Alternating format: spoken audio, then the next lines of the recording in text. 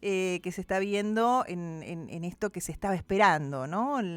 Estos rehenes que vuelven a sus hogares, también la liberación de presos palestinos, el protagonismo de Donald Trump, ¿no? Y la pregunta que nos hacemos todos, más allá de ver las alegrías de dos pueblos y de lo que no se viene también para esta franja de Gaza, ¿no? Donde el exterminio de chicos, ¿no? Y donde ya no tenían ni agua ni para comer ni nada, y donde Europa también va a tener un rol muy importante para poder, bueno, ver, ¿no? Y ser el veedor de este acuerdo. Pero bueno, voy a saludar ya, yo lo cruzaba en Del Plata, ¿no? Cuando estaba ahí con Tomás Méndez, a Walter Gubar, que muy gentilmente aquí nos atiende. Aquí estamos con Jorge Fuentes, mi nombre es Andrea Landi. ¿Cómo estás, Walter?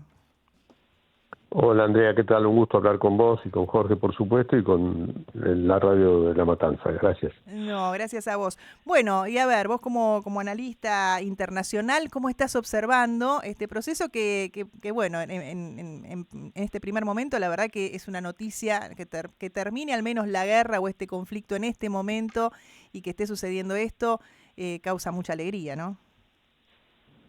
Por supuesto, digamos, naturalmente que causa alegría tanto la liberación de los rehenes israelíes como la de los presos palestinos. Eh, Te cuento entre líneas que yo al comienzo digamos, el tema de Medio Oriente ha sido mi especialidad Sí, durante toda mi vida, durante más de 50 años. Entonces, en los primeros días de la guerra, yo hice algunas gestiones inoficiales para tratar de conseguir la liberación de los argentinos y avancé bastante, mira, digamos, planteando el tema humanitario respecto de los argentinos, pero finalmente comenzó la ofensiva terrestre israelí, con eso se, se cerró esa posibilidad que hubiera salvado vidas, algunas vidas argentinas. claro. Eh, pero por eso además me alegra, porque además de los tres rehenes argentinos conozco al padre de uno de ellos, que tuvo también a otro hijo secuestrado y liberado antes. Pero pese a esta alegría y este alivio por las suertes o los destinos individuales, también debo decir que soy bastante escéptico a este acuerdo. Te digo que soy escéptico porque, primero, por la devastación ha sido absolutamente desproporcionada, y Mm, naturalmente que lo contrario al término genocidio no es la palabra paz. Lo contrario al término genocidio es justicia. Y si acá debería haber habido un tribunal de Nuremberg que juzgara los crímenes de guerra, digamos, independientemente del combate a Hamás, acá ha habido, digamos, flagrantes crímenes de guerra contra toda la población civil, contra los niños en particular, contra los médicos, contra los los periodistas, periodistas, claro. contra los trabajadores de organizaciones humanitarias, etcétera. Y mientras esos crímenes queden impunes, digamos, este cese al fuego, yo prefiero llamarlo cese al Ok. fuego más que acuerdo de paz, va a ser muy precario, porque además hay que recordar, yo lo he vivido personalmente, que Israel ha violado sistemáticamente cada uno de los acuerdos de paz que ha firmado, ¿no? Este, em, Recuerdo haber estado en Palestina y en Israel, que si no me equivoco en el 2004, ya hace bastante de esto, en un momento en que jamás decretó un cese al fuego unilateral, y la respuesta israelí fue enviarle a uno de los dirigentes de ese momento un misil a la casa, que mató no solo a ese dirigente, sino a toda su familia. Y yo, hablando con altos mandos del contraterrorismo israelí, decía, ¿cuál es el sentido de esto? Porque si vos liquidás, asesinás a un alto jefe militar que acaba de firmar un cese al fuego, y a toda su familia, lo que conseguís es que los que suban sean más sanguinarios, más guerrieristas y seguramente más que los que lo antecedieron. Pero esta ha sido, cuento esta anécdota porque es una pintura de la lógica Sí. con la que se ha manejado el conflicto durante décadas, ¿no? Claro, Y particularmente, Perdón. No, no, Y porque me quedé pensando en esto que y decías, particularmente ¿no? de... Sí, en este Sí, cese del fuego, pero donde vimos hasta ahora que cualquiera que osara criticar la política de Israel era cancelado, sea conductor de televisión. Sí, a ver, también esa cancelación fue muy fuerte para que se escuchen estas voces, ¿no? absolutamente, absolutamente. Digo, de eso no hay ninguna duda y además ha habido, te digo que ha habido mucho también de censura y autocensura de los medios hegemónicos, ¿no? En general, digamos, ahora de golpe interesa el tema por la liberación de los rehenes, pero en la diaria de los 2 años de guerra, donde se han cometido atrocidades que han en algunos puntos las estadísticas no sirven, pero digamos, la cantidad de periodistas muertos en esta guerra supera la de los muertos en la Primera, en la Segunda Guerra Mundial, en las guerras de Irak, con lo cual ha sido no ha sido, las muertes anteriores de periodistas en conflicto, y yo he sido corresponsal de guerra, eran, entre comillas, accidentes. Uno caía, quedaba entre dos fuegos cruzados, volaba porque pisaba una mina explosiva, etcétera. No, acá ha habido una política de exterminio de periodistas. Entonces, digo, para poner un solo ejemplo, lo mismo ha ocurrido. ¿Cómo puede ser, pregunto, vos sabés, tenés idea, Andrea, cuántos hospitales había en Gaza? No, pero sé que los hospitales no pueden ser objetivos y hoy estamos viendo, y encima con los celulares, hoy estamos Bueno, viendo, lo último que había pasó, ¿no? 36, sí, había ¿Cuántos, 36 hospitales. cuántos hay Los hoy? 36 fueron destruidos. Un horror, claro. Todos. Es decir, eso no es un error, ni se puede decir, porque te acordaste al principio decían, no, bueno, debajo de tal hospital hay un centro de comando y Sí, control. No puede haber habido 36 centros de comando y control, ¿me explico? sí, sí, sí. Y cuando hablamos, Y bueno, así sistemáticamente con cada tema, con los médicos también, con los enfermeros también, con los trabajadores humanitarios que ni siquiera en general no son de nacionalidad palestina, son extranjeros en general, también han sido masacrados, ¿no? La privación del agua, la privación de la comida, el hecho después de arrojar comida y cuando la gente iba a buscar la comida se les abría fuego desde drones este, eh, teledirigidos, digamos, son políticas que yo creo que probablemente a lo que van a llevar es a nuevas espirales de violencia, este, porque además hay que decir que lamentablemente el 82% de la población israelí está de acuerdo con lo que se hizo en Gaza. Esto es lo más preocupante, te diría, porque Netanyahu llegó al poder, o mejor dicho, no llegó al poder, llegó al momento de la guerra, el 2 de octubre del 2023, con bajísima popularidad, con muchísimas manifestaciones que querían su renuncia por casos de corrupción, por enfrentamiento con la Corte Suprema, y sin embargo ha logrado en este conflicto un consenso mayoritario. Por supuesto que hay voces críticas. Mira, yo ayer puse en mis redes sociales a un periodista israelí que vive en la ciudad de Jerusalén, ganador del premio Pulitzer, que es uno de los máximos premios periodísticos en el mundo, donde planteaba más o menos parecido a lo que yo te decía al comienzo, que digamos, esto es un acuerdo de paz basado en la injusticia, no en la justicia, con lo cual él también planteaba de que le ve muy poca, lamentablemente muy poca perspectiva de éxito, ¿no? Jorge, ¿querías hacer una? Sí, Walter, buen día. Hoy cuando arrancaba el programa y lo hablábamos con Andrea, yo, siendo solamente un lector ocasional de toda esta situación que ocurre en Medio Oriente, decía, la verdad que hemos visto un montón de noticias o de este tipo de información de cese al fuego, y uno, bueno, descreía solamente hacía la expresión de deseo que ojalá sea la definitiva. Escuchándote a vos, especialista en esto, también te sumás a eso. En realidad, ahora uno tiene más argumentos para decir, la verdad que tomemos esto con pinzas. Yo te quiero preguntar, Walter, ¿qué es lo que hay que entender para el que no es especialista de esto? ¿Cuál es el conflicto de Medio Oriente? ¿Qué es lo que ocurre en Gaza y por qué se pelean Israel y Palestina? Mira, yo creo que este fue un conflicto, en su momento, un conflicto territorial, digamos, que intentó resolverse con los acuerdos de paz en 1993. Los más viejos recordarán la famosa foto en la cual Yasser Arafat y el primer ministro israelí Yitzhak Rabin, de alguna manera custodiados o patrocinados por Bill Clinton, se estrechan la mano y deciden de alguna manera el camino de la paz y el camino que iba a abrir supuestamente la posibilidad de 2 estados.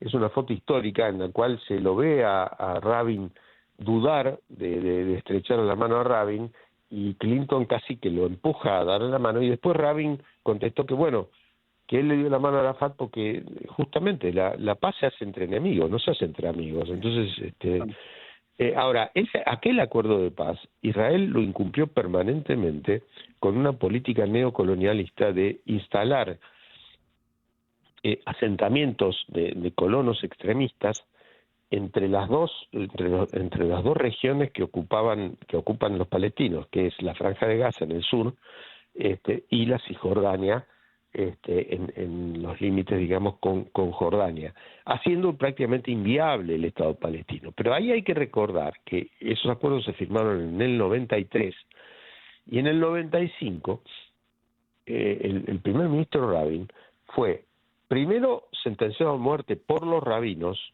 y luego asesinado por un extremista judío, no por un palestino. Ese crimen nunca resuelto fue casi un golpe de Estado, justamente para dar un golpe de timón a lo que eran los acuerdos de paz que después, como dije ya antes, Israel jamás cumplió. Por el contrario, lo que ha ocurrido históricamente es de que la derecha israelí ha financiado y alentado a Hamás como un contrapeso a la OLP, porque la OLP era una organización laica en sus comienzos. En Israel ocurrió algo parecido a lo que ocurría, no me quiero ir del tema, pero lo que hizo Estados Unidos en Afganistán, que fue alentar a los talibanes y usando el tema de la religión para desalojar a la Unión Soviética que había ocupado Afganistán. Acá también Israel financió a Hamás históricamente para digamos, entonces Hamás comenzó siendo una organización de solidaridad y de ayuda social para los palestinos, pero que terminaron reclutando en las mezquitas con propuestas mucho más extremistas, si se quiere, que la de la Organización para la Liberación de Palestina, que fue la organización que llevó a los acuerdos de paz del 93. Lo que estoy diciendo no es un delirio mío, digamos, está probado y además está admitido por el propio Benjamín Netanyahu en videos y en entrevistas, que desde el 2018 hasta el día del atentado del 7 de octubre, el primer ministro de Israel, Benjamín Netanyahu, permitió la entrada de $30 millones mensuales en efectivo en un auto provenientes del Emirato de Qatar para Hamás. Es decir, justamente, digamos, probablemente con ese dinero se financió el atentado del 7 de octubre. Y esto lo hizo Benjamín Netanyahu, afirma él, con el consentimiento de los servicios de inteligencia israelíes, porque decían que, un argumento absolutamente infantil, que si dejaban entrar ese dinero, los palestinos de la Franja de Gaza se iban a dedicar más a los negocios y al dinero que a la guerra. Este es un argumento absolutamente absurdo, igual que es absurdo que el ejército israelí tardó 6 horas en reprimir el ataque de Hamás del 7 de octubre, con lo cual es dable que pensar que este atentado de alguna manera fue buscado por el propio Netanyahu para justificar el posterior genocidio. Y esto está publicado en medios de periodísticos de investigación de Israel, no son teorías conspirativas mías. Está documentada el ingreso del dinero, la forma de ingreso del dinero, que no pasó por bancos, que iba en automóviles. Entonces, lo que esto comenzó como un problema, si se quiere, étnico, religioso, pero terminó siendo un proyecto neocolonialista, porque lo que estamos viendo ahora, la idea esta de Trump de hacer una riviera vacacional en la Franja de Gaza, expulsando a todos los palestinos, y la propia idea de Benjamín Netanyahu, que quería seguir con este genocidio en la Cisjordania, en la otra región ocupada por los palestinos, pero fue de alguna manera frenado por Trump, indica que esto es un plan neocolonialista que no tienen, digamos, ya nada que ver con otra cosa que una ambición territorial total, que es compatible con esta idea de Netanyahu del gran Israel, ¿no? Muy claro, Walter. Yo te hago una consulta más y ya que lo nombraste a Donald Trump, te pregunto, emerge la figura de Donald Trump como una especie de hacedor o garante de este cese al fuego. Yo te quiero preguntar cuánto es de cierto esto desde tu óptica y cuánto es de publicidad. Mira, yo creo que vale mucho, me parece que vale la pregunta, porque creo que Israel existe una relación. Israel es el aliado más estrecho de los Estados Unidos históricamente. Te diría mucho más que los británicos, por ejemplo, ¿no? En el contexto actual. Pero además, Israel percibe la debilidad de Estados Unidos como potencia hegemónica en el mundo. Yo no creo que Israel no podría haber hecho esto en un contexto de fortaleza de los Estados Unidos, sino de debilidad de los Estados Unidos. Y hay que recordar que el lobby pro-israelí en los Estados Unidos ha sido uno de los principales aportantes de campaña en la elección que posibilitó el triunfo de Donald Trump. De hecho, fíjense, un hecho casi accidental, en realidad quien estaba candidateado aberrantemente para el Nobel de la Paz era Donald Trump, pero como el lobby pro-israelí presionaba para que fuera Donald Trump junto con Benjamín Netanyahu, lo que ya hubiera sido el fin absoluto y total del respeto por quienes conceden el Premio Nobel de la Paz, se lo terminan dando a la venezolana María Corina Machado, porque no había chance de poder meterlo a un genocida como Premio Nobel de la Paz en el mismo año que cometió esos crímenes. Yo creo que Estados Unidos está en retirada en muchas regiones. Esto no quiere decir que sea una retirada digamos inminente de todas estas regiones. A Trump esto le sirve, digamos, más que nada políticamente, le sirve ante su electorado judío, a pesar de que el propio electorado judío en los Estados Unidos se ha fracturado, ¿no? Digamos, hay grandes intelectuales judíos, hay grandes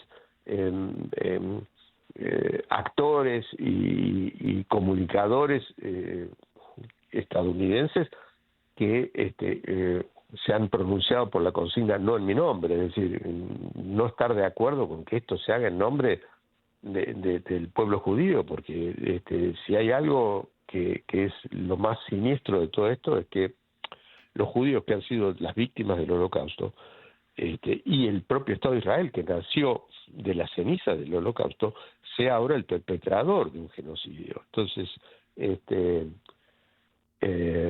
si bien está bien cuando cesan las armas y cuando cesa la guerra en sus formas más bestiales, como las que hemos sido testigos, yo creo que todavía va a correr mucha sangre, lamentablemente va a correr mucha sangre, por lo menos hasta tanto se juzgue a Netanyahu, no solo por los crímenes cometidos digamos en la Franja de Gaza, sino también por su responsabilidad en el atentado del 7 de octubre. Bien. Walter, y las dos últimas, cuando hablamos, bueno, de sangre y de cifras, hay un número que está circulando, no sé si es cierto, son 68.000 las muertes en Gaza, o cómo contabilizamos las muertes de palestinos e israelíes, y la otra es, bueno, el rol de Europa como veedor de que se cumpla este acuerdo? ¿Cómo lo ves? Bueno, mira, las cifras, el asunto de las cifras siempre se va a discutir. Es como la discusión sobre los 30.000, si son 29.900 o si son 40.000, ¿no? Sí. Ahora, en cuanto... ¿Me escuchás, Sí, sí, Andrea? perfecto, perfecto, te escucho, sí. Ah, no, pareció que se cortó porque están entrándome 10.000 cosas del teléfono. Perdón. Y te decía, respecto a Europa, bueno, Europa ha sido casi, te diría, una especie de furgón de cola, si bien la opinión pública europea ha Muy virado fuerte, muchísimo de un apoyo a Israel a una posición sumamente crítica, y participando en la flotilla que llevó ayuda humanitaria y que fue interceptada por Israel. Pero lo que también es vergonzoso es que Estados Unidos e Israel promuevan al ex primer ministro británico Tony Blair como una especie de virrey para un periodo de transición. ¿Por qué digo que es vergonzoso? Porque Tony Blair fue uno de los principales impulsores de la invasión a Irak, cuando se decía que Saddam Hussein tenía armas de destrucción masiva, que después se probó que nunca existieron, que fue una mentira mediática, casi te diría la fake news más importante de los tiempos modernos, que costó la vida de medio millón de personas, por lo menos en Irak, y que además tiene fuertes intereses con empresas israelíes, pero además porque el problema de estos acuerdos, y ahí vuelvo un poco también a algunas de las preguntas iniciales de ustedes, en ningún momento habla de soberanía, en ningún momento habla de autodeterminación, sino que a lo que llega es a la idea de implantación de un virrey británico que volvería a la Palestina del mandato británico, de la época previa a la existencia del Estado de Israel, ¿no? Con lo cual, digamos, es una situación absolutamente absurda para los que conocemos un poquito de la historia de ese punto tan convulsionado en el mundo, ¿no? Walter Huber, la verdad que te agradecemos muchísimo estos minutos aquí a Radio Universidad. Seguramente vamos a volver a hablar para ver cómo evoluciona esto. Hoy, humanamente, esta noticia nos alegra a todos, pero como bien vos decís, ¿no? Son muchas las aristas a las que hay que seguir prestándole atención. Así que te mandamos un abrazo. Sí, si me permitís, solo para redondear, hay en la película La lista de Schindler, Sí. encabeza con una frase que yo siempre la he tomado para mí, porque es una frase del Talmud, uno de los libros sagrados de la religión judía, que dice: el que salva a un hombre está salvando a la humanidad. Creo que de hecho, al haber salvado tanto a los 20 rehenes como a los prisioneros palestinos, que están hace décadas, en muchos casos sin juicio, detenidos sin derecho a defensa, etcétera, etcétera, al salvar a uno solo de todos esos judíos y palestinos, se está salvando un poco a la humanidad, pese a que lamentablemente no se puede ser mucho más optimista respecto a este acuerdo de paz o este cese al fuego, como prefiero llamarlo yo. Walter, muchas gracias, muy claro como siempre. Un fuerte abrazo, Andrea. Un abrazo. Walter Huber, analista internacional.